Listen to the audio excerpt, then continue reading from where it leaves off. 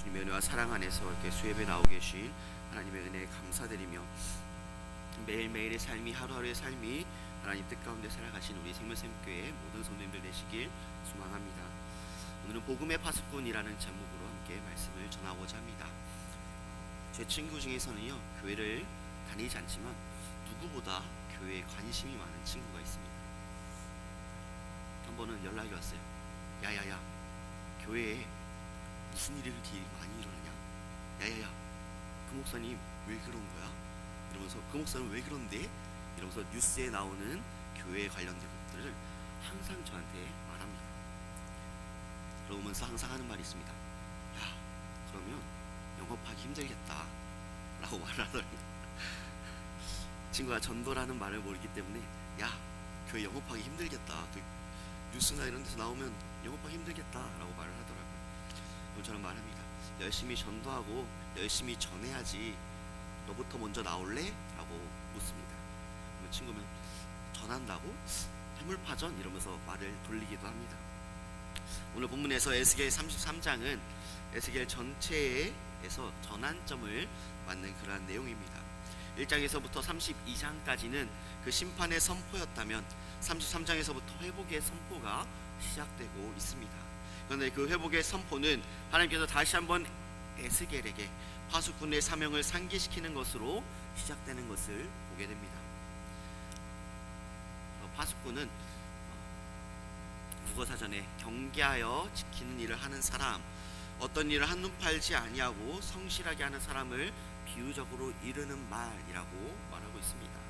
원어로 보면 파수꾼은 촉패라는 단어로 굽어보다, 멀리서 지켜보다 라는 그러한 의미로 단순히 망을 보는 것을 넘어서 관찰하고 예견하는 그런 전문가를 뜻합니다. 또 다른 파수꾼에 이어서 중요한 단어는 나팔입니다. 양의 뿔로 만든 나팔로서 일상적인 신호가 아닌 위급상황, 전쟁을 알리는 비상 신호입니다. 파수꾼이 불어야 할 것은 평안의 피리가 아니라 긴급한 경고의 쇼파르임을 우리는 잊지 말아야 합니다. 그래서 나팔 소리는 명확하고 긴급한 경고의 메시지로서 영적 무감각 상태에 빠진 자들을 깨우는 그러한 소리를 의미합니다. 고대 성읍은 성을 둘러싼 성벽이 안전의 기준이었습니다. 그런데 성벽보다 더 중요한 것은 바로 파수꾼이었습니다. 파수꾼은 잠들지 않는 사람, 어둠 속에서 먼 곳을 바라보는 사람, 위협을 보면 즉시 나팔을 불어 경고하는 사람입니다. 즉 파수꾼의 임무는 전하는 것, 알리는 것, 깨우는 것입니다. 오늘 본문의 에스겔 33장 1절에서 9절 말씀, 오늘 본문 읽은 그 본문의 말씀은 준엄하고 무거운 그러한 사명에 관한 기록이기도 합니다. 이 말씀은 선지자 에스겔에게 주어졌지만 오늘날을 살아가는 우리들에게도 동일하게 다가오는 영적 부르심이며 심판의 경고임을 우리는 잊지 말아야 합니다. 당시 이스라엘 백성은 바벨론의 포로로 잡혀가 있던 절망적인 시기였습니다. 그들은 고국을 잃고 희망을 상실한 그러한 상태였습니다. 그런데 더 큰 비극은 그들의 영혼이 그 심판의 경고를 듣는 것에 무감각해졌다라는 것을 말합니다. 사실 마치 암세포가 종이 온몸을 장식해 들어가는 것처럼 죄악은 그들의 삶을 집어삼켰습니다. 그때 하나님께서는 에스겔을 부르셔서 들어서셔서 파수꾼으로서 세우셨습니다. 그래서 오늘 본문은 여호와의 회복의 예언을 전할 도구로 부름받은 그 에스겔에 대하여 여호와께서 사명을 부여하셨다라는 내용을 다루고 있습니다. 여호와께서 에스겔에게 민족의 파수꾼으로서 여호와의 경고의 말씀을 전하면서 해야 할 그 책임들을 주셨음을 거듭하며 말씀합니다. 오늘날은 어떠한 시대인가요? 오늘날은 영적, 도덕적, 사회적 그런 위기의식이 부재된 그러한 시기이며 평안함 속에서 경고의 목소리를 외면하는 시대 속에 우리는 살아가고 있습니다. 손님들 넷플릭스 자주 보시나요? 넷플릭스라는 그 플랫폼, 아니요, 많은 OTT 프로그램들 중에 자극적이며 또한 알게 모르게 기독교에 반하는 그러한 것들이 나오는 것을 보게 됩니다. 넷플릭스 같은 경우에는요, 제가 무슨 프로그램을 볼 때마다 동성애가 아주 자연스럽게 끼어 있는 것을 보게 됩니다. 요즘 시대는 이렇게 하나님의 말씀에 반하는 것들이 우리의 삶 가운데 알게 모르게 너무나도 당연하게 들어온 것을 보게 됩니다. 심지어 그것조차 알 수 없게끔 만드는 그러한 시대 가운데 우리는 살아갑니다. 그러한 시대 가운데 우리는 복음의 파수꾼으로서 경계하며 올바른 진리의 말씀만을 전하며 나아가는 모든 성도들 되시길 소망합니다. 먼저 에스겔의 부르심은 파수꾼의 역할을 잘 감당하게 하기 위함이었습니다. 그렇다면 파수꾼의 의무는 무엇일까요? 오늘 우리는 어떠할까요? 서두에서 이야기한 것과 같이 우리는 물질적 풍요와 과학기술의 발달 속에서 우리는 영적 경고의 나팔 소리를 듣지 못하거나 혹은 들으려 하지 않는 그러한 시대 속에 살아갑니다. 아니요, 우리가 그러한 삶을 살아가고 있음을 돌아보게 됩니다. 나에게 아무런 위협이 없어 나는 괜찮아 하며 스스로 위로하며 다가오는 영적 위험에 두 눈을 감고 귀를 막고 있을 때가 많이 있습니다. 그러한 상황 속에서 하나님은 우리를 향해 에스겔 33장 말씀을 통해 누가 파수꾼이 될 것인가 라며 묻습니다.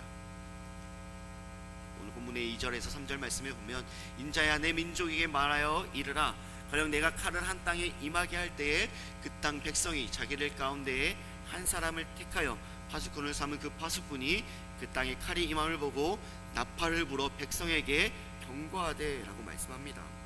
파수꾼은 편안하게 잠자라고 세워진 사람이 아닙니다.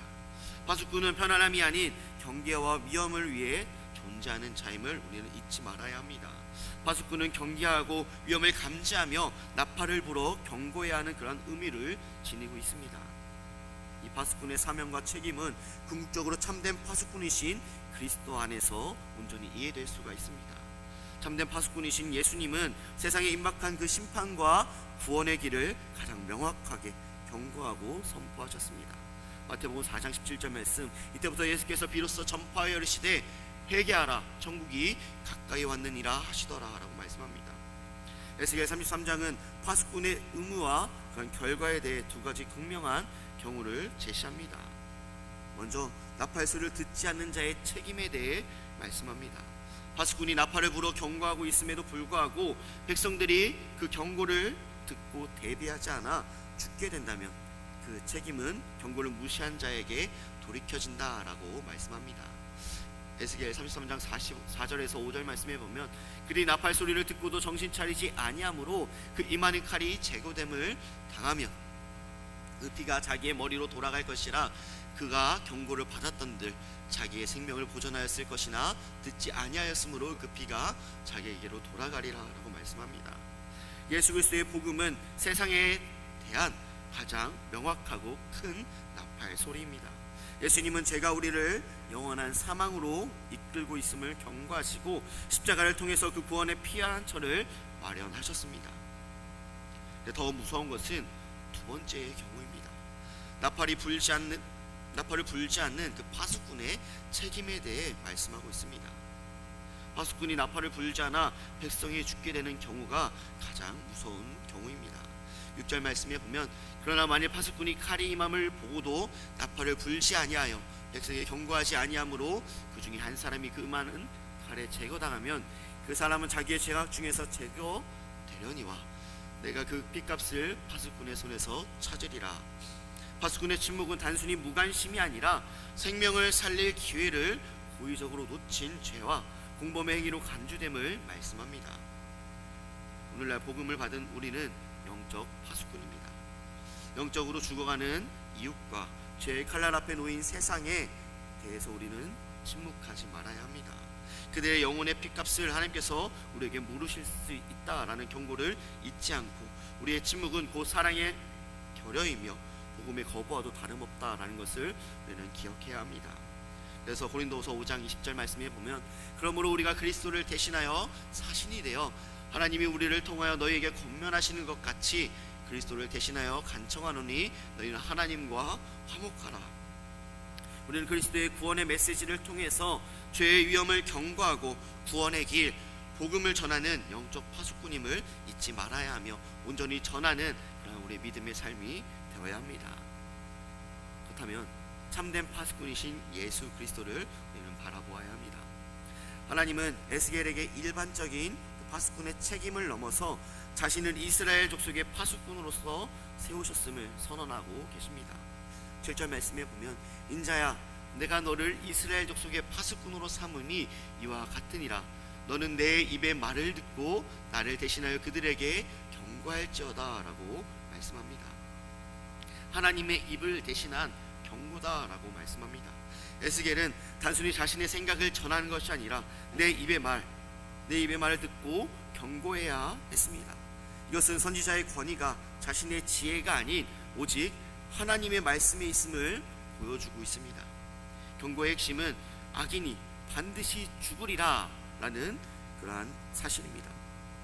8절 말씀에 보면 가령 내가 악인에게 이르기를 악인아 너는 반드시 죽으리라 하였다 하자 내가 그 악인에게 말로 경고하여 그의 길을 떠나지 않게 하면 그 악인은 자기 죄악 중에서 죽으려니와 내가 그의 피를 내 손에서 찾으리라 라고 말씀합니다.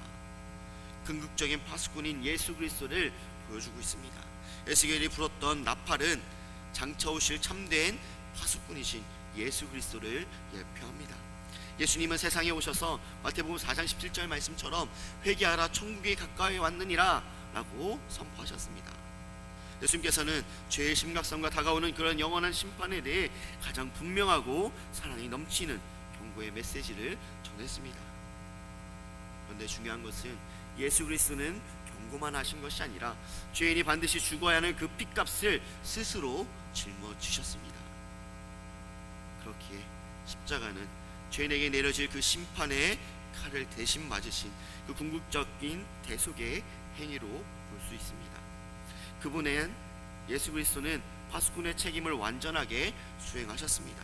오늘 읽진 않았지만 11절 말씀에 보면 주 여호와의 말씀에 내 삶을 두고 맹세하노니 나는 악인이 죽은 것을 기뻐하지 아니하고 악인이 그의 길에서 돌이켜 떠나 사는 것을 기뻐하노라.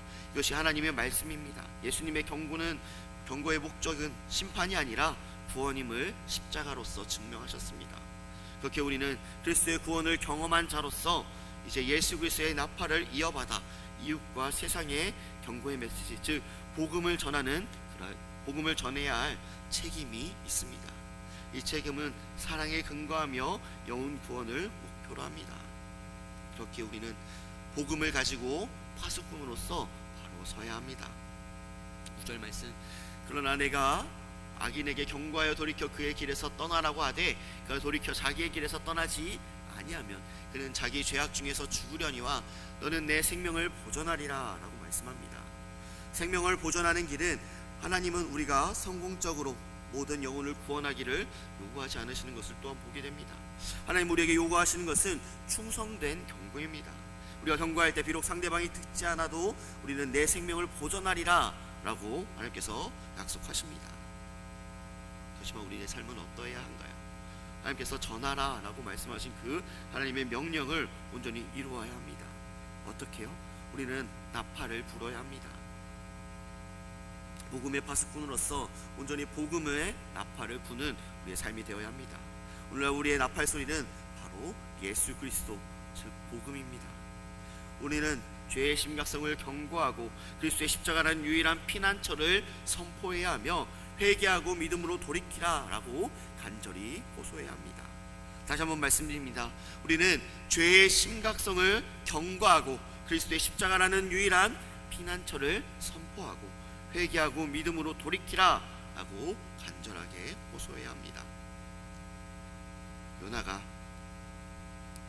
니느웨 백성들이 회개하는 것을 마음에 들지 않았을 때 사흘 동안 걸을 만큼 그 큰 성읍에 하루 동안만 전파하며 다녔습니다.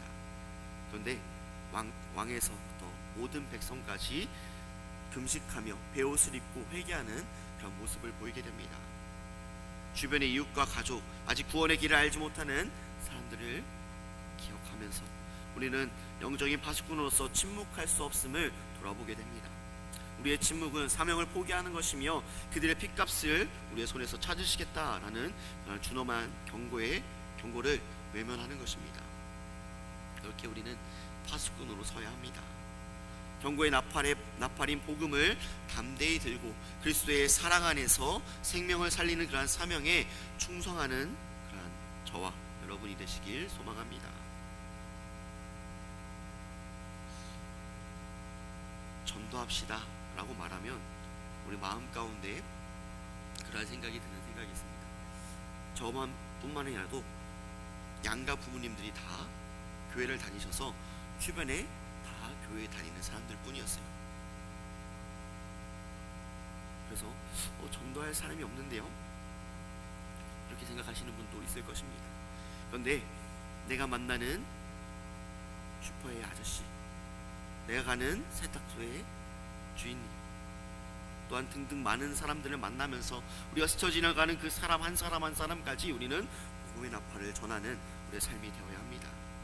우리는 오늘날 영적인 파수꾼으로서 나팔을 불며 살아가고 계신가요? 아니면 심판의 피를 묻히고 침묵하며 살아가고 계신가요?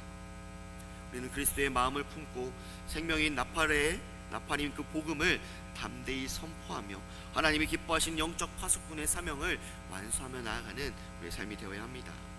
그렇게 로마서 10장 14절 말씀, 그런즉 그들이 믿지 아니하는 이를 어찌 부르리요, 듣지도 못한 이를 어찌 믿으리요, 전파하는 자가 없이 어찌 들으리요 라고 말씀합니다. 말씀을 들은 우리가 말씀을 전하는 사람이 되어야 합니다. 두려워도 전하고 서툴러도 전하고 거절당해도 전하고 오해받아도 전하는 것이 진정한 복음의 파수꾼입니다. 말씀을 정리하고자 합니다.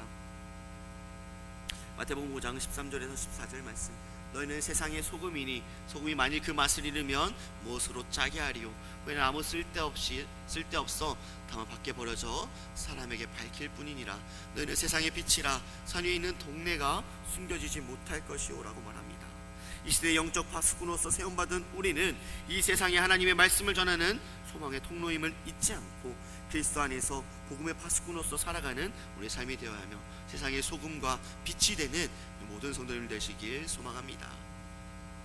우리는 파수꾼의 의무를 온전히 이 어지러운 시대 가운데, 하나님 말씀에 반하는 이 시대 가운데 파수꾼의 그 의무를 잊지 않고 참된 파수꾼이신 예수 그리스도를 닮아가며 예수 그리스도께서 하신 그 길을 따라감 가운데 복음을 가지고 온전히 예수 그리스도를 가지고 파수꾼으로 바로 서며 예수 그리스도를 복음을 전하는 우리의 믿음의 삶이 되시길 다시 한번 소망합니다.